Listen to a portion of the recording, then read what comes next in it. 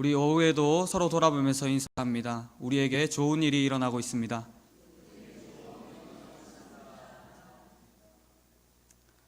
(1998년 1월에) CCM 종합 순위 차트 1위를 차지한 찬양이 있습니다. 이 찬양을 지은 사람은 천강수라는 분인데, 이분이 속한 찬양 혼성 그룹이 워킹이라는 그룹입니다. 혹시 이 찬양이 무엇인지 아시는 분 계십니까? 예, 없으시군요. 이 찬양은 좀 오래됐기도 했고, 또 생소한 CCM 가수가 노래했기 때문에 다들 감을 잘 못 잡으신 것 같은데, 그 찬양의 제목은 바로 기대라는 찬양입니다. 이 기대라는 찬양을 다들 잘 아실 텐데, 제가 이 가사를 한번 읽어 드리려고 합니다. 한번 잘 들어보시기 바랍니다. 주 안에 우린 하나, 모습은 달라도 예수님 한 분만 바라네. 사랑과 선행으로 서로를 격려해 따스함으로 보듬어가리. 주님 우리 안에 함께 하시니 형제 자매의 기쁨과 슬픔 느끼네. 내 안에 있는 주님 모습 보내 그분 기뻐하시네. 주님 우리를 통해 계획하신 일, 부족한 입술로 찬양하게 하신 일, 주님 우리를 통해 계획하신 일, 너를 통해 하실 일 기대해. 이 찬양을 다 아시겠죠? 이제는 이 찬양의 내용이 무엇입니까? 우리 성도들이 바로 하나라는 것입니다. 그리고 하나인 우리를 통해 하나님께서 하실 일을 기대한다는 그 내용입니다. 오늘 이 기대라는 찬양의 가사와 같이 우리가 하나가 되는 것에 대해서 알아보고 또 은혜 받기를 원하는데요. 특히 왜 우리 성도들이 하나가 되어야 하는지, 그리고 어떻게 하나가 될 수 있는지 함께 알아보고 은혜 받기를 원합니다. 우리 옆 사람을 보면서 이렇게 한번 격려하면 좋겠습니다. 우리 성도가 하나가 되어야 하는 이유는, 따라해 보시죠. 우리 성도가 하나가 되어야 하는 이유는 우리가 믿는 하나님이 한 분이시기 때문입니다. 네, 맞습니다. 오늘 본문으로 들어가서 우리가 이 본문을 통하여 알 수 있는 것은 바로 우리 성도가 하나라는 사실입니다. 오늘 살펴본 본문의 말씀이 기록된 책인 에베소서는 우리가 잘 아는 사도 바울이 기록한 책 중에 하나입니다. 사도 바울은 에베소서를 쓰면서 크게 두 가지를 강조하고 있는데요. 이 두 가지는 바로 첫 번째로 성도가 어떻게 구원을 받는지, 그리고 두 번째로 그 구원을 받은 성도가 어떻게 살아야 하는지, 그것을 말하고 있습니다.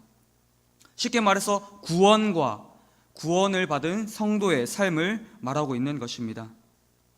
사도 바울은 특히 오늘 말씀에서 두 번째인 구원받은 성도의 삶이 어떠해야 하는지 말하고 있는데요. 구원받은 성도가 살아야 할 삶이 여러 가지가 있겠지만, 사도 바울은 그 첫 번째로 성도가 서로 하나가 되어야 할 것을 말합니다.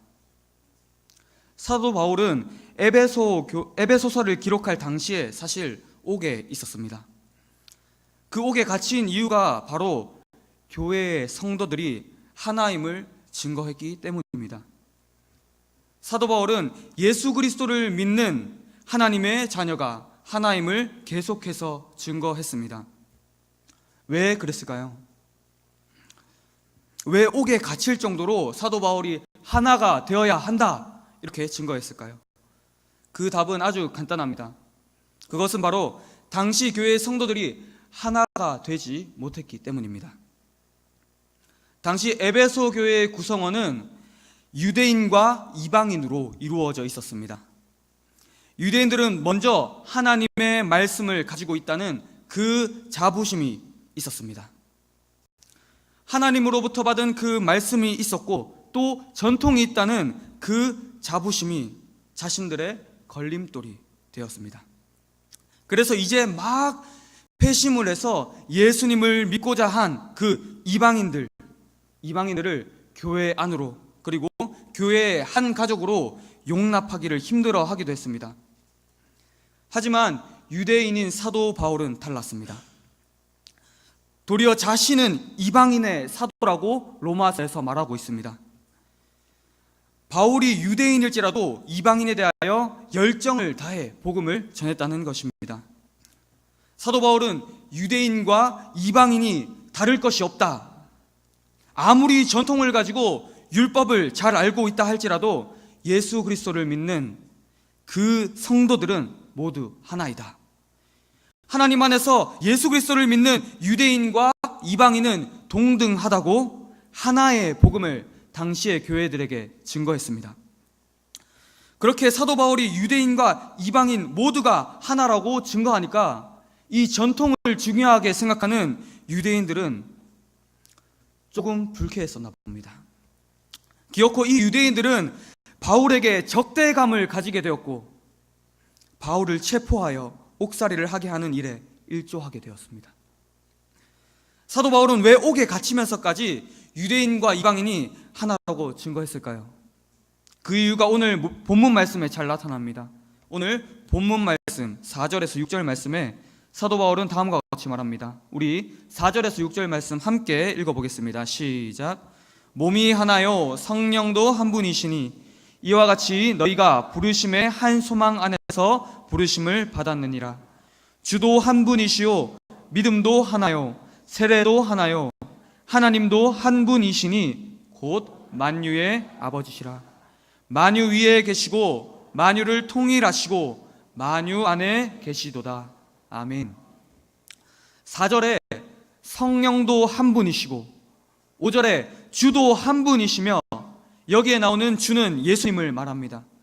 곧 예수님도 한 분이시며 6절에 하나님도 한 분이시기 때문에 이 삼위의 하나님을 믿는 성도들 또한 하나일 수밖에 없다는 것이지요. 그런데 아니 조금 다를 수도 있는데 사람마다 다 달라서 조금 차별이 생기는 것이 어찌 보면 당연한 것이기도 한데 바울은 왜 하나가 되는 것에 대하여 옥에 갇힐 정도로 증거하고 또 증거했을까요? 하나가 되는 것이 왜 중요한지 우리는 하나님 말씀을 통해서도 알 수 있지만 역사를 살펴보면 또 잘 알 수 있습니다. 우리 역사에서 한국이라는 우리나라가 시작되게 된 최초의 국가가 어디인지 혹시 기억나십니까? 고조선이라는 나라입니다. 다들 기억나시죠? 고조선이 언제 시작되었는지 확실하게 알 수는 없지만 이 고조선이 우리 지금 한반도의 북쪽에 위치해 있었다고 역사학자들은 말합니다. 그 영토는 꽤나 넓었는데요. 한반도의 북쪽으로부터 시작해서 또 만주 땅, 지금 중국의 만주 땅까지 꽤나 넓은 영토를 가지고 있었습니다. 당시 한반도 남쪽에는 어떤 나라가 있었냐 하면 마한, 진한, 변한이라는 요 세 나라가 있었는데 이 세 나라를 통틀어서 진국 이렇게 불렀습니다. 한반도의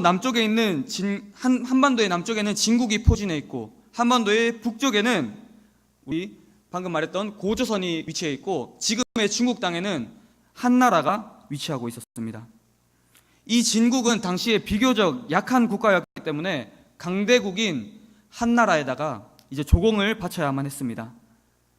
하지만 당시에 고조선을 통치하던 우거 왕은 한나라를 견제하며 이 조공행위를 막았었습니다. 이 한나라는 사신을 고조선에 보냈지만 고조선의 우거 왕은 한나라의 이 사신을 죽이고 맙니다. 이에 한나라는 고조선을 치기로 결심하고 고조선을 이제 멸망시키려고 전쟁을 일으키게 됩니다. 그런데 어찌된 일인지 이 고조선이 쉽게 무너지지 않는 겁니다. 그 이유는 바로 고조선 내에서 모든 신하들과 왕이 하나가 되어 전쟁을 하고 하나가 되어 나라를 지켰기 때문입니다. 이런 나라가 하나가 되는 정신을 계속해서 이어갔으면 참 좋으련만 고조선 내에는 이내 분열이 일어나기 시작했습니다. 고조선 내에서는 우리가 계속 이제 버틸 수 있다, 아니다, 이것을 두고 계속해서 분열이 일어났습니다. 몇몇의 신하들은 왕의 통치를 거부하고 이제 한나라에 항복하기까지 했습니다. 하나가 되지 못하고 내부에서 분열이 일어난 이 고조선은 이내 한나라에 의해 멸망을 당하게 되었습니다. 만일에 고조선에 있던 이 신하들이 내부의 모든 사람들이 하나가 되어 나라를 지켰다면 이 나라의 사기는 올라갔을 것이고 그 명성은 여러 국가에 널리 알려졌을 것입니다. 쉽게 무너지지 않았겠죠. 성도 여러분, 고조선이 멸망한 이유를 이제 잘 아시겠죠? 내부의 분열로 인해서 이 국가가 망했습니다. 다시 말해 나라가 하나가 되지 못해서 망한 것입니다. 고조선 말고 다른 나라에서도 내부의 분열, 나라가 하나가 되지 못해서 망한 나라가 꽤나 많습니다. 그래서 역사학자 아놀드 토인비라는 사람이 세계에 뛰어난 명성을 가졌던 그 나라들에 대해서 분석을 해봤는데요. 그 나라들이 어떻게 망했는지 분석을 해보니까 거의 대부분 내부의 분열로 인해서 하나가 되지 못해서 멸망했다고 이제 조사를 했습니다. 또 여러분, 우리 다들 잘 아시는 느헤미야서이지 않습니까? 이 느헤미야 시대에는 유대인들이 페르시아라는 나라에 포로로 잡혀 있다가 이 포로에서 해방이 되어서 이제 유대 땅으로 돌아왔습니다. 느헤미야의 지도하에 유대인들은 성벽의 재건에 힘을 씁니다. 그런데 이 성벽을 짓는데 방해꾼이 있었습니다. 그 방해꾼은 산발랏, 도비야, 게셈 이런 사람들이었습니다. 이 방해꾼들은 이스라엘 백성들이 포로로 잡혀갔을 때 예루살렘에 잠시 살았던 사람들인데 성벽이 회복되는 것을 원하지 않았습니다.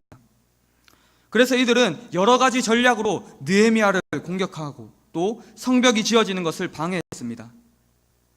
그 방해 속에서도 느헤미야는 하나님께서 주시는 지혜로 방해꾼들의 위협 속에서 능히 승리할 수 있었습니다. 그런데 이 외부의 공격보다 유대인들이 성벽을 재건할 의욕 자체를 빼앗아가는 더 심각한 문제가 있었습니다. 그것은 바로 유대인들 내에서 일어나는 문제였습니다. 유대인들은 성벽을 지으면서 잘못한 것이 있었는데 그것은 바로 부한 자가 가난한 자에게 구워주면서 밭과 포도원과 집에 대하여 저당을 잡은 것입니다. 가난한 자들은 이제 돈을 갚을 힘이 없으니까 심지어 자녀까지 종으로 팔게 되었습니다. 외부의 적보다 내부에서 일어나는 문제들이 성벽을 다시 짓는데 더 심각한 걸림돌이 된 것입니다. 내부에서 왜 문제가 일어났을까요? 그것은 유대인들이 서로 돌아보며 참으로 하나가 되지 못한 것에 있었습니다. 하물며 성도 여러분, 하나님을 섬기는 우리 교회가 하나가 되지 않으면 어찌 되겠습니까? 단언하건대 우리 교회는 점점 무너지게 될 것입니다. 그래서 사도 바울은 유대인이건 이방인이건 하나님 안에서 하나라는 것을 옥에 갇힐 정도로 증거한 것입니다. 성도 여러분, 우리 가운데 하나가 되지 못하게 하는 것이 있습니까? 있다면 그것이 무엇입니까? 우리 각자가 가지고 있는 사회적인 지위입니까? 물질을 얼마나 가지고 있는지 각자 가진 그 물질의 차이입니까? 차가 좋은지 집이 좋은지 좋은 직장을 가졌는지 그것을 먼저 생각하고 따져서 하나가 되지 못하게 합니까?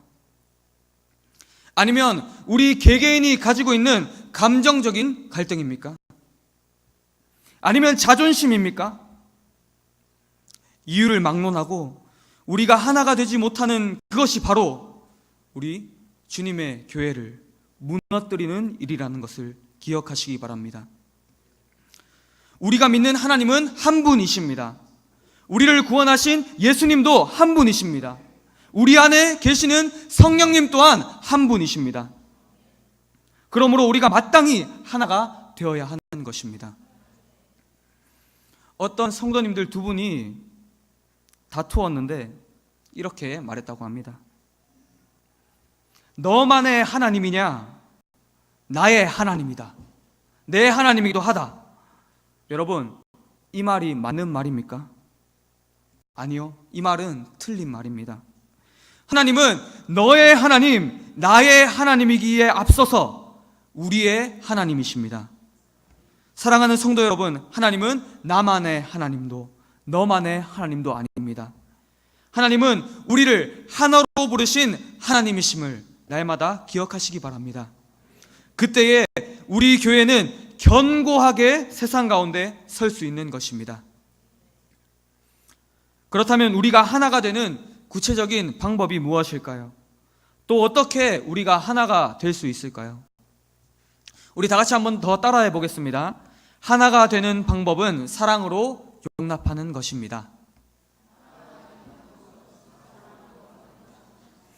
성도가 하나가 되는 것에 대하여 사도 바울은 오늘 본문을 통하여 말합니다.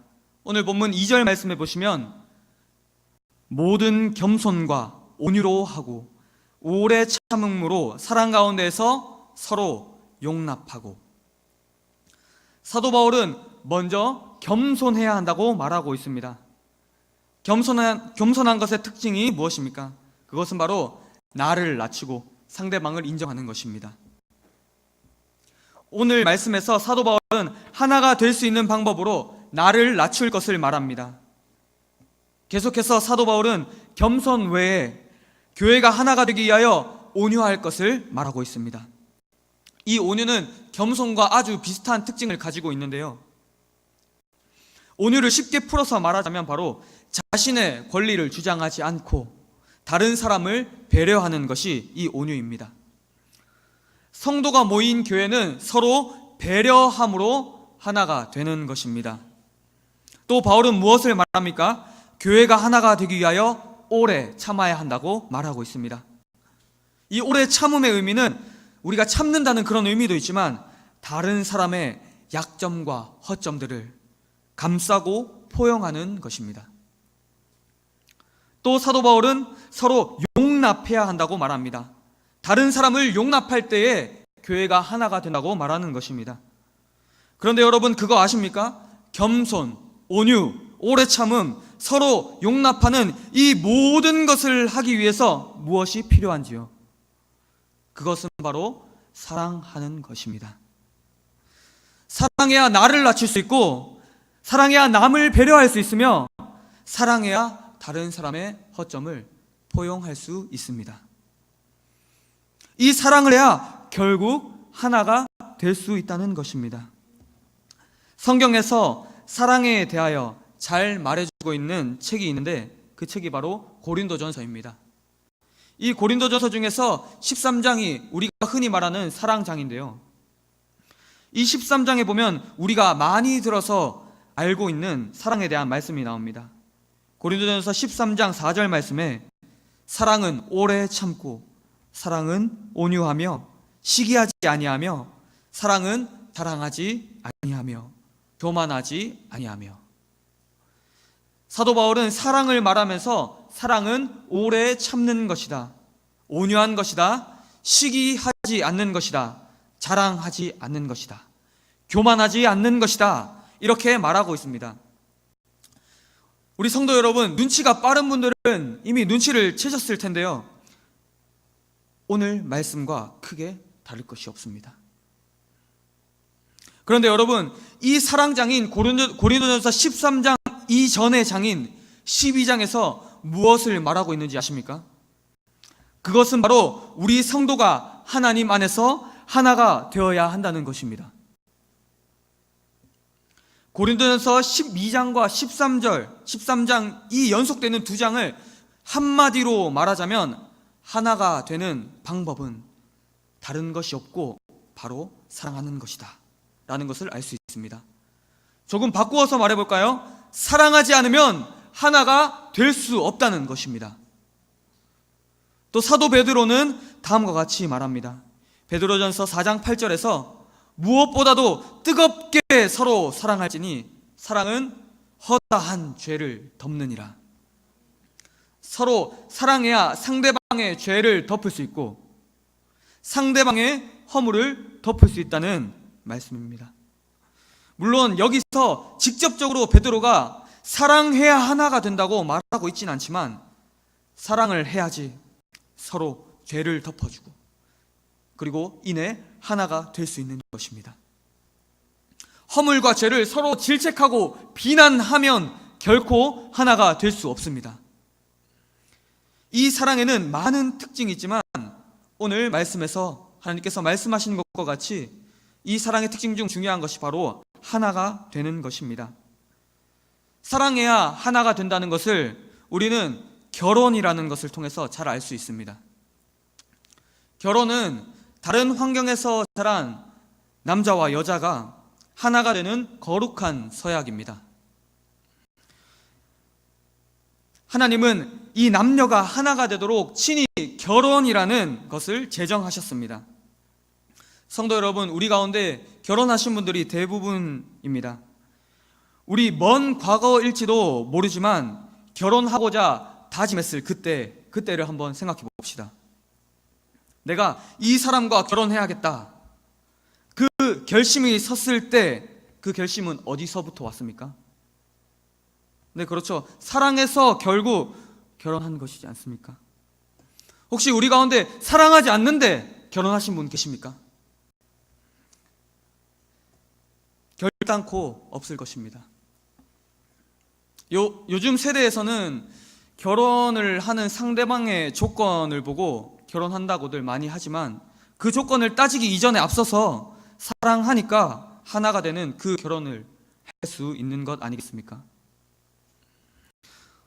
사랑하는 성도 여러분, 이와 같이 우리는 서로 사랑해야 하나가 될 수 있음을 기억하시기를 바랍니다.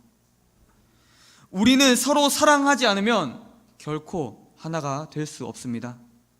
왜냐하면 사랑해야 나를 낮출 수 있고, 사랑해야 남을 배려할 수 있고, 사랑해야 다른 사람의 허점들을 포용할 수 있기 때문입니다.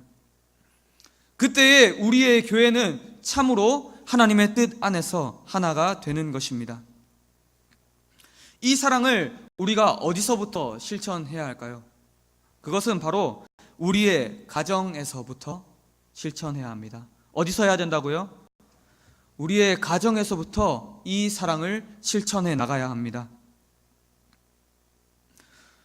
먼저 부부간에 서로 자신을 낮추고 배려하고 포용하는 것이 바로 교회가 하나가 되는 출발점입니다.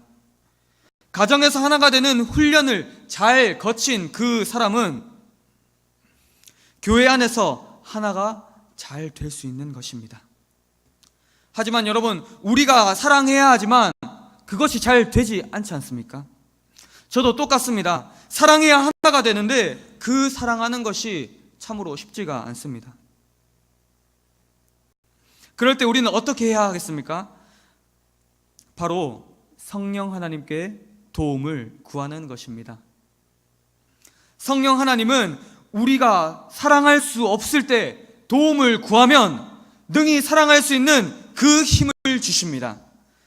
성령께서 주시는 그 사랑하는 힘으로 바로 하나가 되는 것입니다. 성도 여러분, 사랑하는 것이 참으로 쉽지가 않습니다.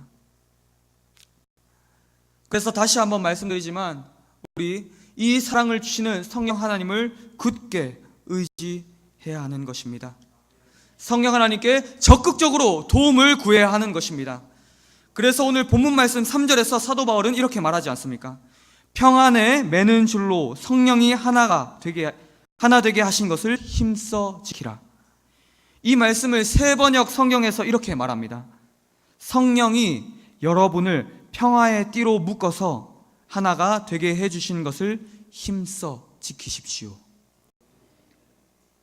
우리 안에 성령 하나님께서 사랑을 부어주셔서 하나가 되게 해주십니다.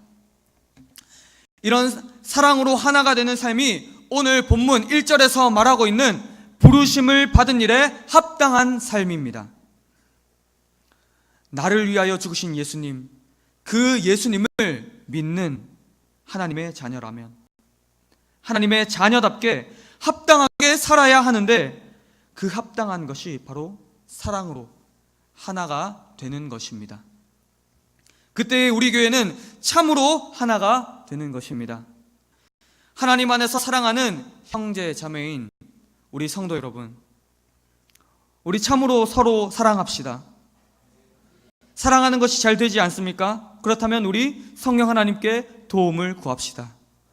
성령 하나님께 구해서 서로 사랑하고 그 사랑으로 하나가 되는 저와 여러분 되시기를 주님의 이름으로 축복합니다. 여러분, 오늘의 말씀을 이제 맺으려고 합니다. 우리 성도들이 하나가 되어야 하는 이유가 무엇입니까? 그것은 바로 우리가 믿는 하나님이 한 분이시기 때문입니다. 하나님께서 한 분이시기 때문에 우리 성도들이 하나가 되는 그 일은 마땅한 일입니다.